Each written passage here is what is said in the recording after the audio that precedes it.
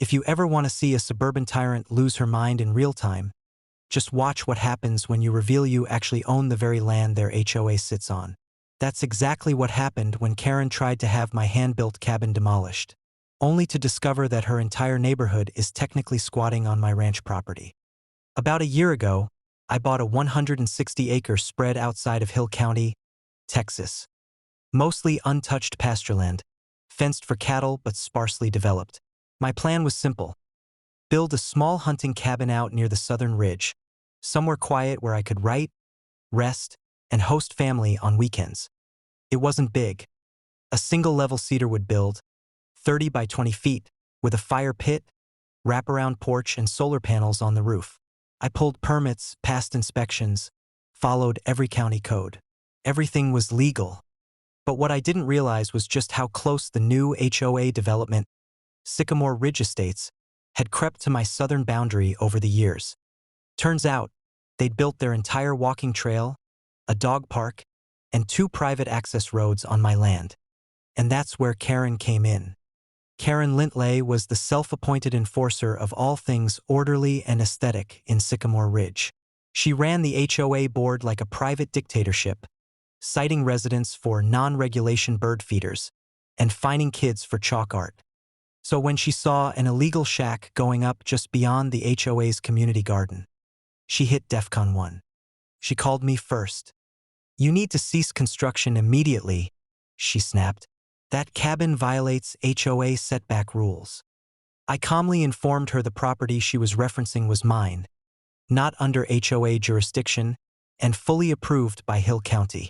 She didn't like that. The next morning, while I was installing the rainwater catchment system, 2 sheriff's cruisers pulled up. Karen was right behind them in her pearl-white SUV, arms crossed and smirking like she'd won a game of Monopoly.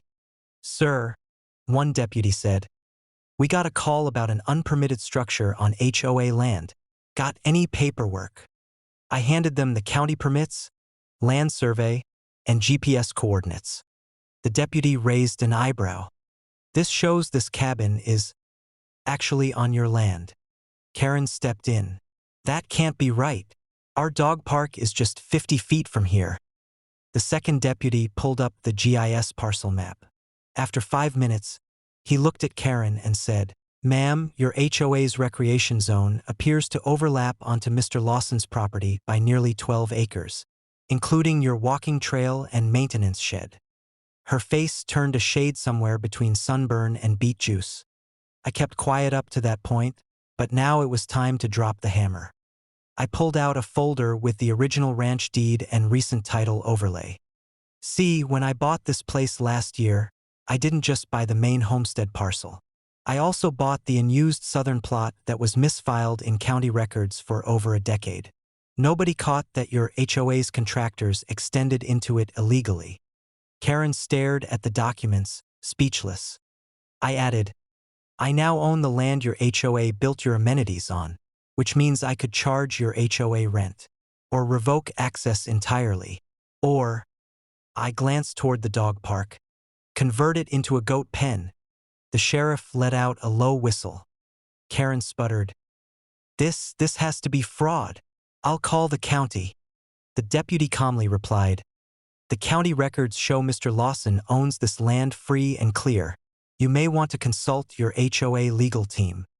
Within 48 hours, I had a formal letter from the Sycamore Ridge HOA offering to amicably resolve the matter by purchasing the 12-acre strip back at half market value. I sent it back and signed with a sticky note, "Now accepting lease bids. Monthly. Commercial rates apply." As of today, they pay me $7,200 per month in land lease fees just to keep their trails, sheds, and community spaces where they are. And my cabin? Still standing strong. I added a second deck and a flagpole with a sign that reads, "Private property. HOA trespassers will be charged double."